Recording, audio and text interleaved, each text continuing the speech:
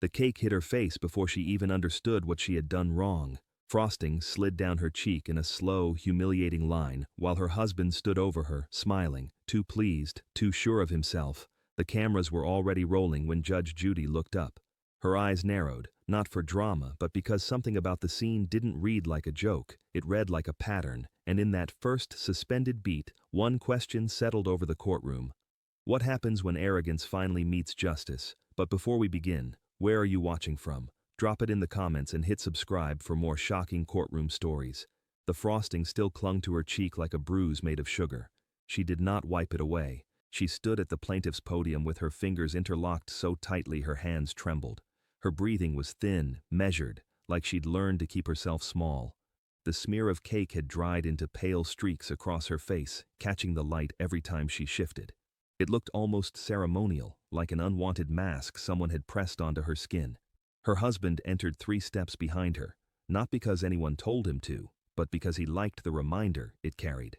Close enough to follow, close enough to control. His grin arrived first, wide, cocky, the kind of confidence that comes from never being challenged. He even offered a mock bow toward the cameras, as if this courtroom belonged to him. Judge Judy looked up slowly. The gavel hadn't struck, but the room already felt tight with attention. She studied the husband first. Not his words yet, but his posture and expression. The satisfaction he carried like cologne. Then her gaze moved to the wife, and something subtle changed in Judy's eyes. Recognition, as if she'd seen this exact dynamic behind 100 different stories. "Let us begin," Judy said, clipped and controlled. The husband spoke before anyone could stop him. "This is ridiculous," he said, gesturing toward his wife as though she were a mess he'd grown tired of cleaning up. "It was a joke. She's too sensitive, Your Honor. Everyone knows she's dramatic." His wife flinched, not from the insult itself, but from how easily it came out of him. Like it was rehearsed, like he'd used it so often it had turned into habit. Judge Judy lifted an eyebrow. "I didn't ask you to begin," she said. "But since you already have, answer my question. You threw cake at your wife?" He laughed, loud and theatrical. "Oh, please, it was one cake. One. And she ruined my birthday party by—" The wife inhaled sharply, as if swallowing a sentence that had been trapped in her throat for years. "By what?" Judy asked, leaning forward. "She upset me. She embarrassed me," he said, shrugging like it was nothing. It was a joke to lighten the mood. There was something wrong with how casual he sounded.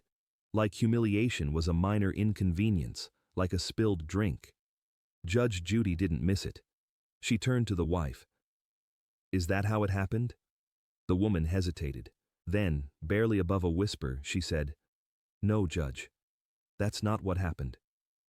The husband's smirk twitched, just once. A tiny slip. Judge Judy caught it. With her eyes locked on him, she asked, "Are you sure that's your story?"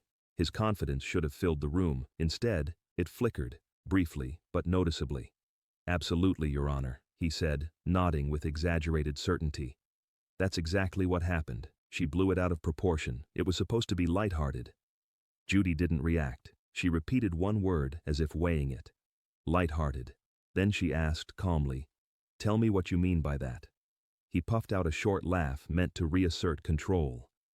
"It's a joke between spouses. You know how women get emotional over nothing."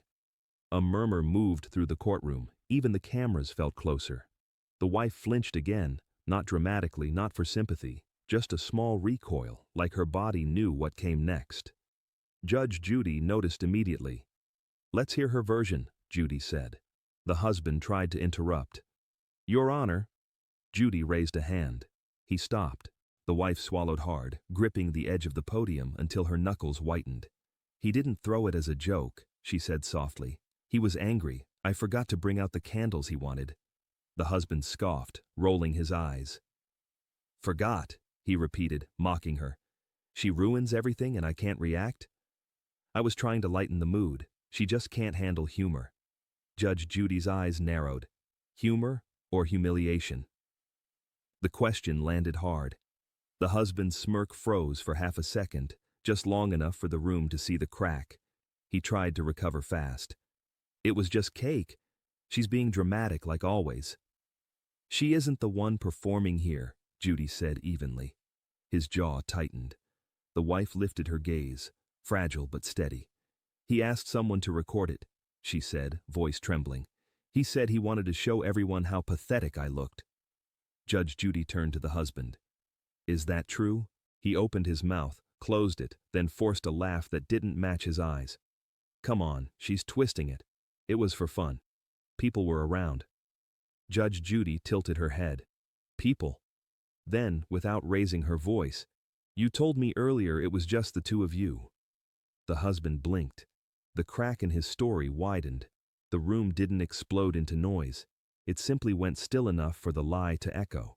His eyes darted left, then right, searching for footing he didn't have anymore. Judge Judy leaned forward. You said everyone laughed. Who is everyone? The smirk vanished for a moment. Judy asked again, slower. Who was there, if no one was supposed to be? He hesitated. One breath too long. That hesitation did what his words couldn't. It admitted the lie. Judge Judy let the pause sit, not for drama, but because silence makes people choose a truth. You said there were people there, she repeated. Who? He straightened and tugged the hem of his jacket as if it could pull his confidence back into place.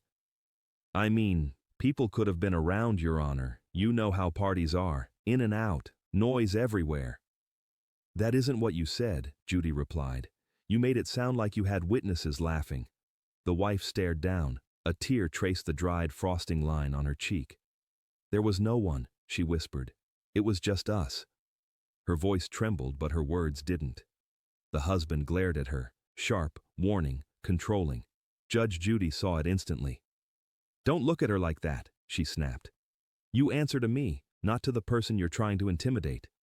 The husband jerked back, shocked that his silent threat had been caught. I wasn't. Yes, Judy said. You were. A quiet ripple moved through the gallery, disbelief, then anger. Judge Judy tapped her pen once. Bailiff, plaintiff's photos.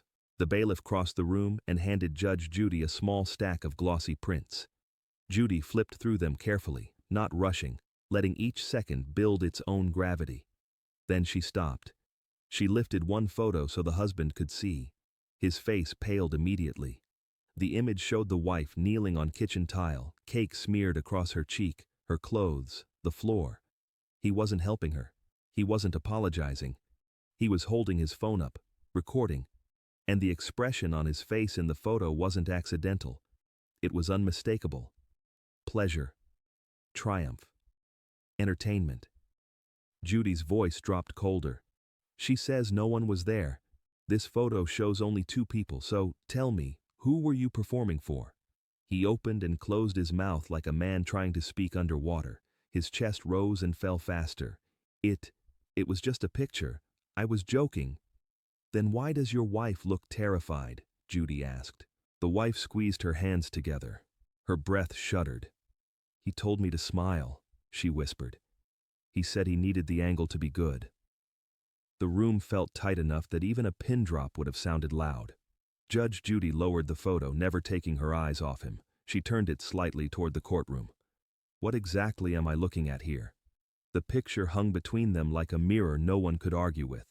Judge Judy held it at eye level a moment longer, then placed it down with deliberate precision.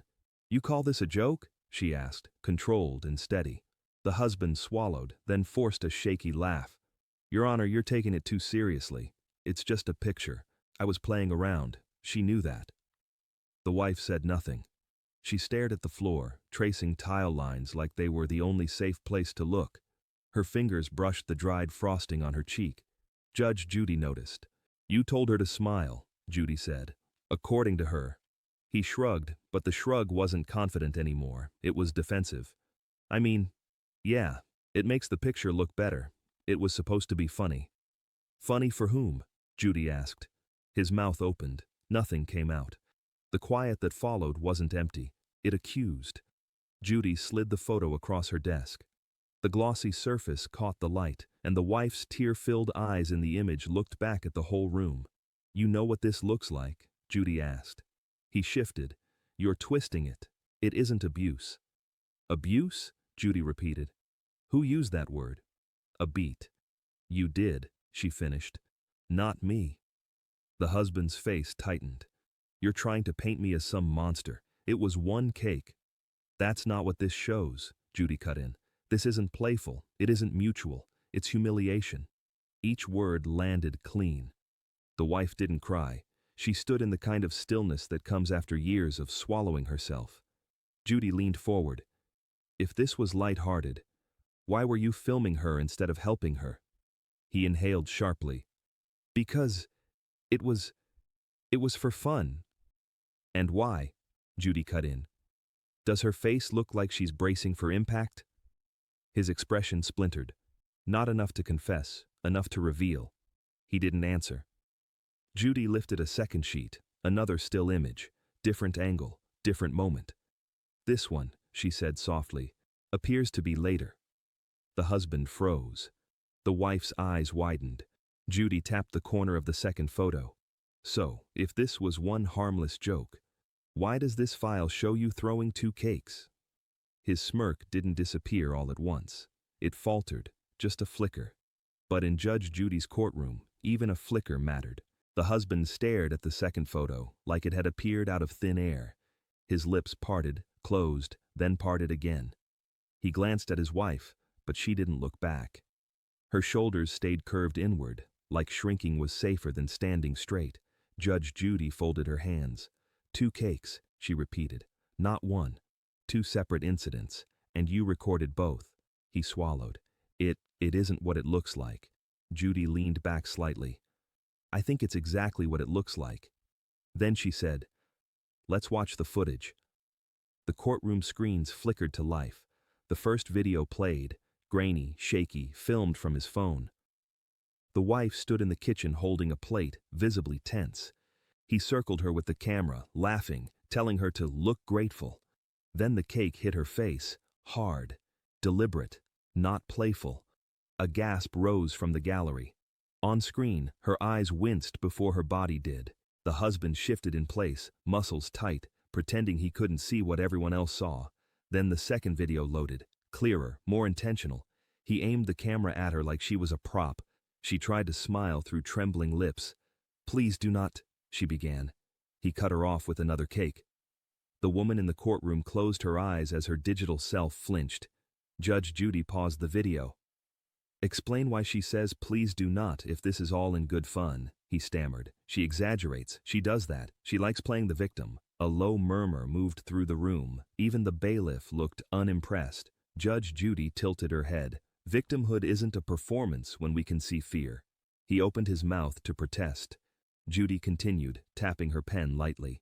And why did you delete the original audio before submitting these clips? His eyes widened, just slightly, enough to show the truth trying to surface. I edited them, he said quickly. To shorten the length, that's all. That isn't all, Judy replied. People remove audio when they don't want the world to hear their tone. The wife's breath broke quietly, heavy with years. Judy's voice lowered. I'm going to ask you again. Why did you remove the audio? The husband stared at the paused image of himself mid-throw. This time there was no laugh, no smirk, no performance, only silence. Judge Judy reached for a document. Then explain this message you sent her that night. He opened his mouth to defend himself, but no sound came, and for the first time, silence didn't protect him. It exposed him. Judge Judy held the printed message between 2 fingers, almost delicately. Let's read it, she said. You wrote, next time you embarrass me, you will clean it off the floor again. The words landed like a confession. The husband flinched, then tried to recover with a brittle laugh. Your Honor, that was a joke, a stupid one. She knows I was kidding. Judge Judy tilted her head, patient, but not soft. Do you see any humor in that message? His mouth opened. Nothing came out. The courtroom didn't erupt, it simply tightened. Even the small sounds, the shuffle of shoes, the faint tick of the clock, seemed louder against the pause. The wife's hands trembled at her sides. He said it while I was crying, she whispered. He told me to stop being dramatic, or he'd make me start the whole thing over. The husband spun toward her, panic sharpening his voice. That's not true. Do not look at her, Judge Judy snapped, cutting through him. You answer to me. He froze, chest rising too fast, like he was running out of clean air and lying was the only thing left to breathe. Judge Judy leaned forward, elbows on the bench. "You threatened repeated humiliation," she said. "That message isn't playful, it's punitive." He swallowed. "I didn't mean it literally." Judge Judy didn't let him hide behind that. "Then explain it. How do you mean it figuratively? Explain how telling your crying wife she'll be forced to clean cake off the floor again is a metaphor for love." The husband blinked too fast. Fear, guilt, exposure fighting for space on his face. He tried again, grasping for something familiar. "She exaggerates. She makes me sound like a monster." Judge Judy's voice stayed cold and precise. "You don't need help. You're doing that efficiently on your own." The wife's eyes filled, not with fresh tears, but with something else. Recognition. For once, her reality wasn't being rewritten in front of her. Judge Judy shifted slightly, her tone softer, yet more dangerous because it carried certainty. "Tell me why you think she's afraid to speak when you're in the room." I don't know," he stammered. "You do," Judge Judy said, steady. "You absolutely do." His shoulders slumped. The swagger he walked in with had melted into something smaller, not sympathetic, just exposed. Judge Judy continued, counting the pattern like facts in a file. "You deleted audio from the videos. You threatened her through text. You filmed her humiliation and called it humor." Then she paused, letting the last part land. "And now," she added, with no laughter left to hide behind, "you've lost your voice." The husband looked down. His jaw twitched as if he was holding something back. Rage, shame, the collapse of control. The pause around him felt like a verdict waiting for ink. Judge Judy lifted another page. "Let's see what your next message reveals about your intentions that night." One sentence sat on the page like a wound that never closed. Judge Judy held the printout the way someone holds something dangerous, not because it might explode, but because it might finally burn away a lie. "This message," she said, tapping the paper once, "was sent an hour after the second cake." She read with crisp clarity. "Next time you embarrass me, you will clean it off the floor again, and you will thank me." The reaction from the gallery came all at once. Shock, disgust, disbelief. Not dramatic noise, just a collective refusal to pretend it was normal. The wife's posture folded inward. She didn't need the words repeated to remember them. She had lived them. The husband lunged forward with his hands slightly raised, like he could physically block the sentence. "That, Your Honor, that was just an expression. I didn't mean it literally. She always makes everything sound worse." Judge Judy's eyes sharpened. "Sir, this isn't poetry. It's a threat." "No," he snapped. "It was discipline. She embarrassed me in front of—" He stopped. He heard himself. Judge Judy caught it instantly. "In front of whom?" she asked. "Earlier you said no one was there." His mouth opened, then closed. The words stuck like a hinge rusted from misuse. He couldn't move past his own contradiction. The wife blinked hard, voice cracking. "He wanted a reaction," she whispered. "He told me humiliating me was the only way I would learn to respect him." The husband slammed his palm onto the podium. "She is lying." "Enough," Judge Judy said, her tone slicing clean through the outburst. His hand hovered a moment, then dropped, as if even his anger had realized it had nowhere left to stand. Judge Judy didn't rush. She didn't need to. "Your defensiveness isn't a shield," she said. "It's a confession." He froze. "You're not upset because she's lying," she continued, eyes fixed on him. "You're upset because she's telling the truth without your permission." The husband's breathing sped up. The confidence that once coated him now looked brittle, ready to crack. Judge Judy turned back to the wife. "Why didn't you report this earlier?" The wife swallowed. "Because," he said, "if I embarrassed him again, he would make sure I regretted it more than the cake."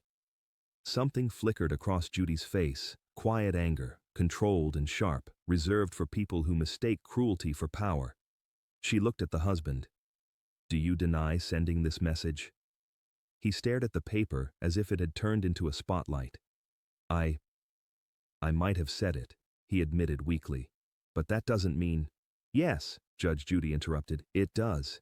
The courtroom fell into a dense, muffled quiet. Judge Judy closed the folder with a soft thud. "You told her to thank you for degrading her.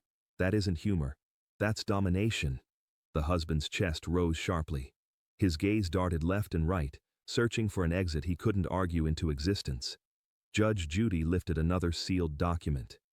"Before you talk yourself into a deeper hole," she said, "let's open the next file, the one you never expected to see again."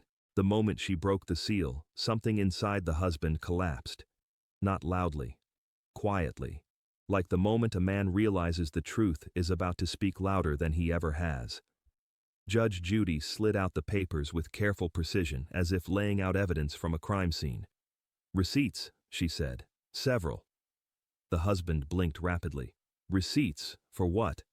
Judge Judy lifted the first sheet. "Cake." His jaw tightened.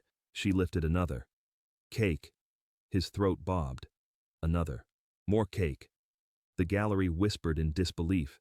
The wife's eyes widened, not with fear this time, but with a sick understanding blooming into place. "These receipts span a month," Judge Judy said, spreading them out like a pattern map. "Repeated purchases, same bakery, same day of the week."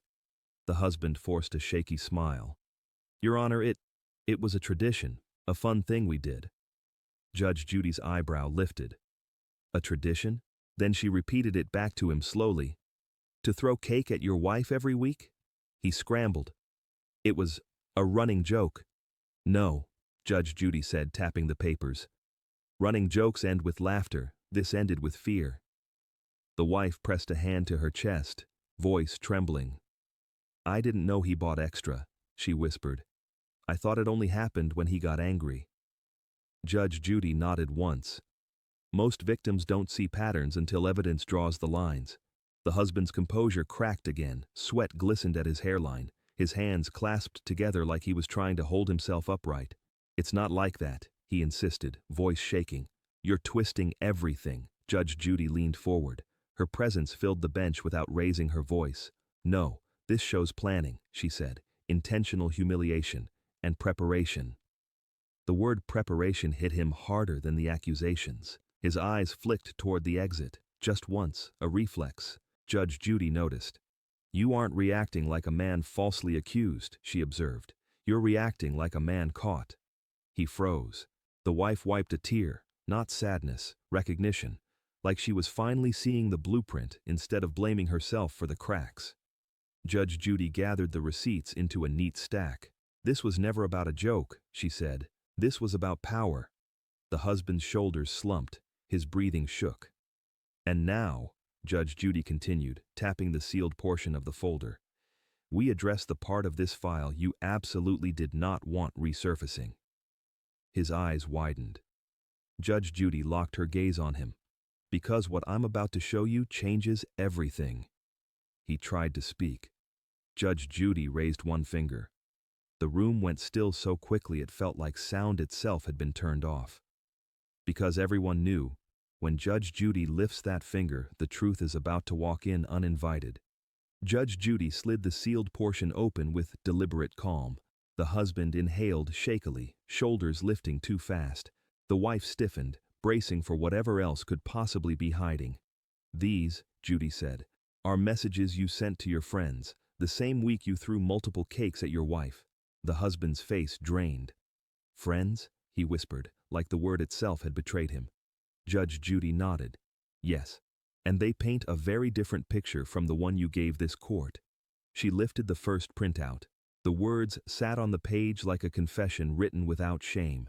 "She needs to learn to respect me." The cake helps her remember her place. Disgust rolled through the gallery. Even the cameras seemed to hold their breath. The wife closed her eyes, not breaking down, just folding inward, as if the pain wasn't new, but the confirmation was. The husband reached out a hand, as if he could pull the sentence back into his throat. "That, Your Honor, that was bravado. Trash talk. I didn't mean it." Judge Judy's jaw tightened. "Let's test that." She lifted another message. "You should have seen her face. Pathetic. I'll do it again next week if she acts up." The courtroom gasped. The husband's mouth twitched, trying to force a smile that wouldn't come. Judge Judy asked, "Is that also bravado?" It's just how guys talk," he said weakly. Stupid humor. She wasn't supposed to see that. Judge Judy's reply was immediate. "That's the point. You regret what she saw, not what you did. His breathing grew uneven. The wife looked at him, not with tears now, but with clarity that cut deeper than crying. I didn't know you said those things, she whispered. I thought I was overreacting. Judge Judy turned back to the husband. You mocked her. You bragged about degrading her. You planned it, she said. And then you called it humor. He opened his mouth. Nothing came out. Judge Judy opened a final printed page. And there's one more thing, she said. This came in this morning from an anonymous source. The husband's head jerked up. The wife squeezed her hands together. The gallery leaned forward. Judge Judy read, he did not just throw cake. He practiced the speech he wanted to use afterward. A shudder moved through him. Practiced, Judge Judy repeated. That suggests intent, not impulse. He shook his head hard. Who sent that? Who's lying about me? No one is lying, Judge Judy said. They're exposing. She nodded to the bailiff. Bring in the anonymous source. Before we continue, consider this moment carefully. Should remorse ever reduce accountability, or does justice demand truth regardless of apology? A soft knock came from the side door. 3 taps, barely audible. The bailiff moved toward it and opened the door.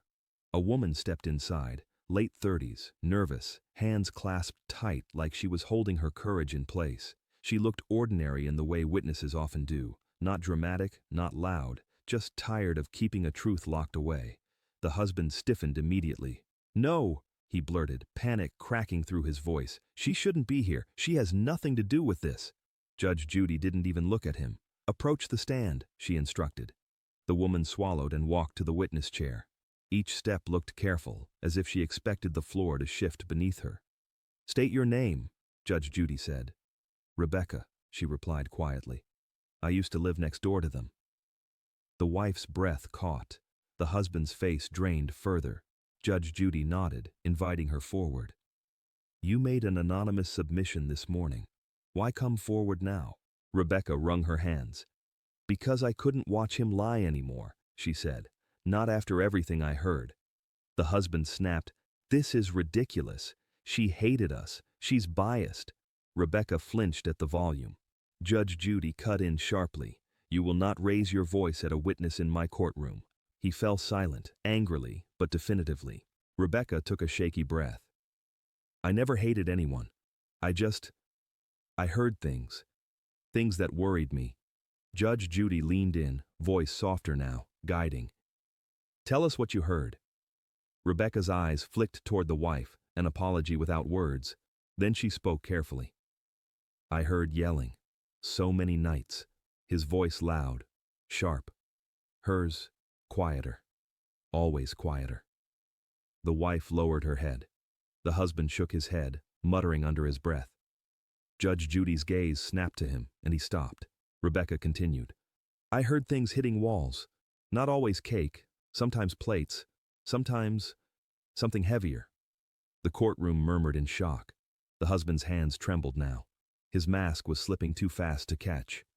And one night, Rebecca whispered, voice breaking, I heard her crying outside. Really crying. She kept saying she was sorry. Over and over. The wife gasped softly. She didn't remember anyone hearing that night. She didn't remember being seen. Rebecca looked down, guilt clouding her face. I wanted to open the door. I wanted to help. But I was afraid of him too. Judge Judy absorbed that quietly. Why come forward now? Rebecca lifted her eyes, steadier this time. Because you asked for truth, she said. And truth shouldn't stay on the other side of a wall. A heavy stillness settled over the courtroom. Emotion, recognition, and the unbearable weight of what had been hidden. Rebecca exhaled shakily. But there was one night, she whispered, worse than all the others. Rebecca's voice wavered, not from uncertainty, but from the cost of carrying the memory alone. And when she exhaled, the room leaned in, bracing for what came next. And when she exhaled, the room leaned in, not for spectacle, but because everyone could feel something heavy approaching. Rebecca's fingers tightened around the edge of the witness stand, knuckles whitening as if the memory pulled back. Her gaze drifted somewhere far and cold. Then she forced herself back into the present with a trembling breath. It happened late, she began. Past midnight. Everything was quiet, until it wasn't. The husband shifted restlessly, jaw clenched tight enough to twitch. The wife stared at Rebecca with wide, unblinking eyes, caught between wanting the story to stop and needing it to finally be spoken. I heard shouting, Rebecca continued. Not the usual arguments. This sounded desperate.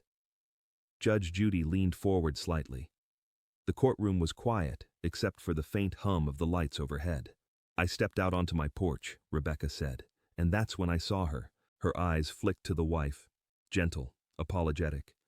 She was outside, kneeling, frosting in her hair, on her clothes. She was shaking so hard I thought she might collapse, and she kept whispering, "Please let me in. Please. I'm sorry." The wife's breath caught. Her hand rose to cover her mouth as the memory hit in fragments. Cold air, the door not moving, the sound of her own pleading. Judge Judy's expression hardened. "You locked her out," she said flatly. The husband sputtered. It wasn't like that." Rebecca cut through him, voice sharpened by truth. "You told her she could come back inside when she learned to laugh at herself. That's what you said." The gallery reacted, one sharp intake of breath, then stunned quiet. Rebecca's voice cracked. "She wasn't laughing. She was freezing. And you stood in the doorway holding your phone like it was a game." The wife's shoulders crumpled, but she didn't sob loudly. She stared forward, blank in the way people stare when they're watching themselves from a distance. The husband looked around wildly, searching for any angle he could twist into safety. "She's exaggerating. I never." "You told her," Rebecca said louder, "that humiliation was how you kept her loyal." The courtroom didn't need more noise, it needed the truth to finish landing.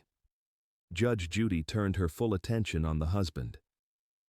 "You humiliated her deliberately," she said, repeatedly, "and you escalated it." He shook his head, but it wasn't a defense, just a reflex. Rebecca swallowed hard. And she wasn't the only one hurt that night. The wife jerked her head up.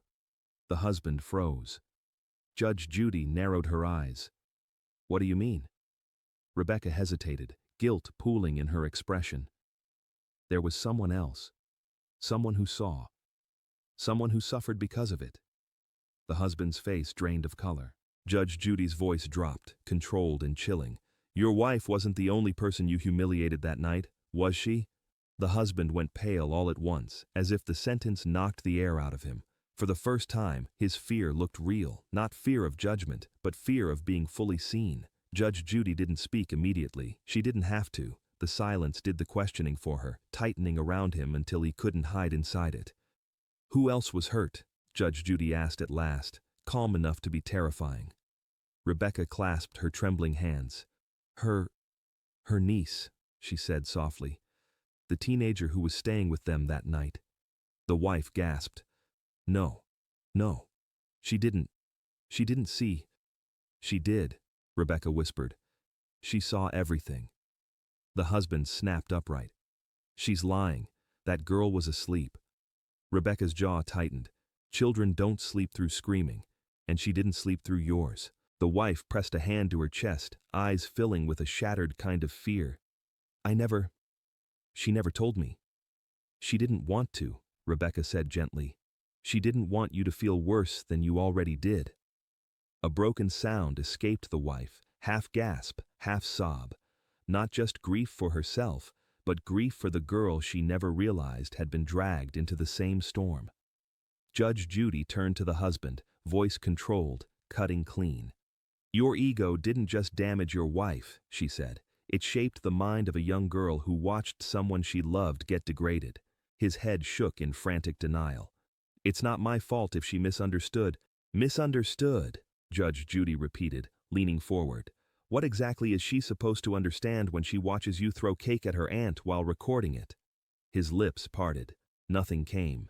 Judge Judy continued, each word heavier. "Your niece wrote in her statement that she hasn't dated anyone since. She's terrified she'll end up with someone like you." The husband slumped as if the air had punched him. His breathing wavered. The bravado that once held him upright dissolved into something small and unstable. The wife's tears fell silently, not for herself now, but for the girl she never knew had been watching. "Do you understand the ripple effect?" Judge Judy asked. "Humiliation doesn't stay in one moment. It echoes, it shapes, it scars." The husband wiped his face with a shaking hand. "I didn't know," he whispered, barely audible. "That," Judge Judy said, "is the problem. People like you never know, because you never look past your own reflection." A stillness settled.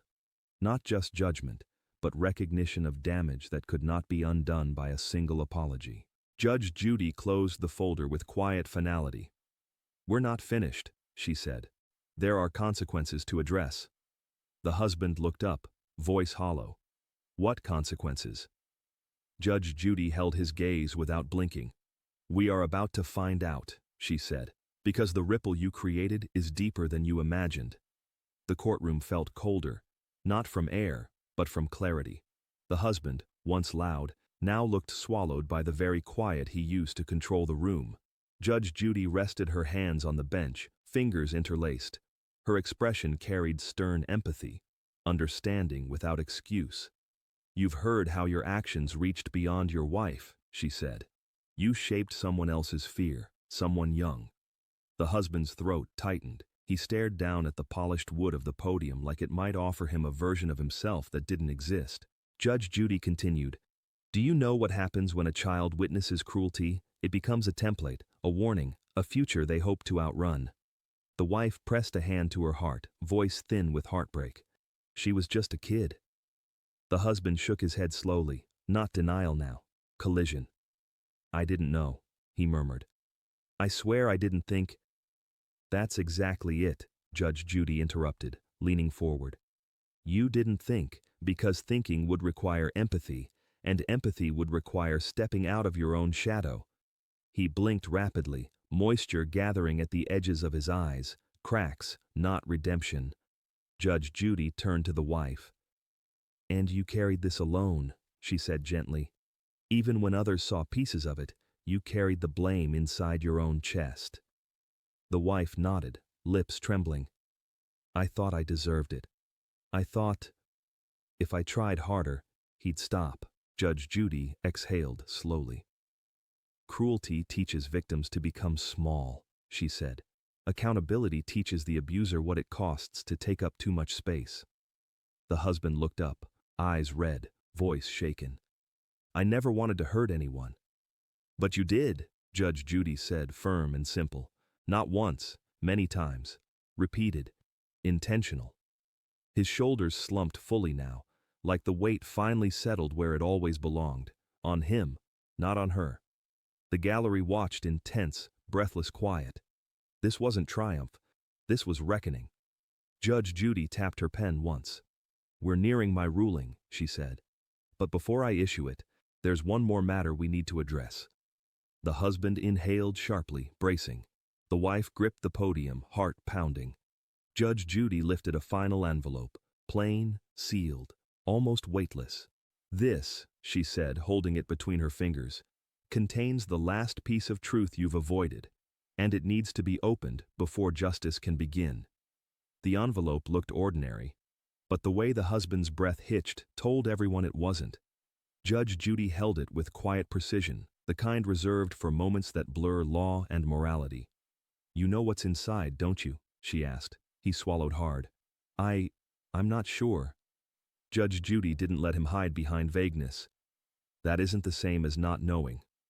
She broke the seal with a soft tear. From inside she removed a single sheet, handwritten, edges wrinkled, ink slightly smudged where emotion had slowed the hand. The wife stared, breath trembling. The husband stared, chest tight. Rebecca stared, guilt flickering across her features. "This letter," Judge Judy said gently, "is from your niece." The husband stiffened. The wife's hand flew to her mouth. Judge Judy began reading. "I didn't want to get my aunt in trouble. I didn't want to make anything worse, but that night changed me." The husband's face dropped, as though each word took something from him. Judge Judy continued. "When I saw him throw the cake at her, I thought that's what love looked like. I thought love meant staying quiet and doing whatever keeps someone from hurting you again." The wife broke, silently. Tears slid down her cheeks, but she didn't hide them this time. Each tear looked like years finally being allowed to leave her body. The husband covered his face with shaking hands. Judge Judy kept reading, steady. "I'm scared of dating because I don't want someone to treat me like he treated her. I don't want to think humiliation is normal." A soft gasp moved through the gallery. "I wish he knew how scary he looked that night. I wish he knew I still hear her crying when I try to sleep." Judge Judy lowered the letter. No one moved. No one breathed. The courtroom existed in a single suspended heartbeat. The husband's shoulders collapsed inward. His voice broke. "I didn't know she saw. I didn't mean to hurt her." Judge Judy's reply was quiet, unforgivingly clear. "That is the cost of your ego," she said. "It doesn't stop where you think it does." The wife finally looked at him, not with anger, not with fear, but with a painful recognition. This was who he was, and who he chose to be. Judge Judy set the letter down carefully. "This isn't about cake," she said. "It's about emotional violence you normalized." The husband lowered his head, defeated. Judge Judy folded her hands. "It's time," she said. "Justice will be delivered next." Before we hear the verdict, do you think people like him truly change, or do they simply learn to hide better? Judge Judy didn't lift her gavel. She didn't need to. Her silence carried weight, but she didn't lean on it. She leaned on facts. The courtroom felt different now, quieter, steadier, as though the truth had finally settled into places it had been kept out of. The husband, once inflated with ego, now looked small. Not pitiful, just exposed. Judge Judy straightened, controlled and unshakable. "I have heard enough," she said. "More than enough." The wife exhaled shakily, fingers gripping the podium. Relief didn't look like victory. It looked like breath returning to lungs that had forgotten how to fill. Judge Judy turned to her first. "You have carried pain alone for a long time," she said gently. "Pain you convinced yourself you deserved. You didn't. Not for a moment." The wife wiped her cheek, not to hide tears, but to feel her own face again. Then Judge Judy faced the husband. He flinched. "You called this a joke," Judge Judy said. "A performance." Her voice hardened. "Jokes stop being jokes when only one person is laughing." The husband shut his eyes. A sound escaped him, half sob, half surrender. "You humiliated your wife," Judge Judy continued. "You filmed it. You threatened repetition. You bragged about it. You did it often enough that it became routine." She paused, then added the part that mattered most. "And you let a child learn fear from it." He bowed his head as if the words themselves were too heavy. "This court can't undo what happened," Judge Judy said, "but it can set boundaries you should have set long ago." She delivered her ruling with quiet precision. He would pay restitution for emotional damages. He would attend mandatory counseling focused on empathy, anger, and relational accountability. He was to cease all contact unless initiated voluntarily by his wife and approved through mediation. The wife's shoulders loosened, a weight lifted, not all at once, but enough to change the way she stood. "And let me be clear," Judge Judy added, voice level. "This isn't punishment. This is prevention. Prevention of further harm to your wife, to your niece, and to anyone else who might mistake arrogance for affection." The husband nodded slowly, tears slipping down his cheeks. Not loud, not theatrical. Just real in a way he never allowed himself to be until he had no choice. Judge Judy leaned back, final words steady and clean. "Humiliation is not love. Control is not partnership." She paused, just enough. "And arrogance," she finished, "always collapses under the weight of truth." The gavel struck once, a single, decisive ending. No more jokes, no more performances, just justice.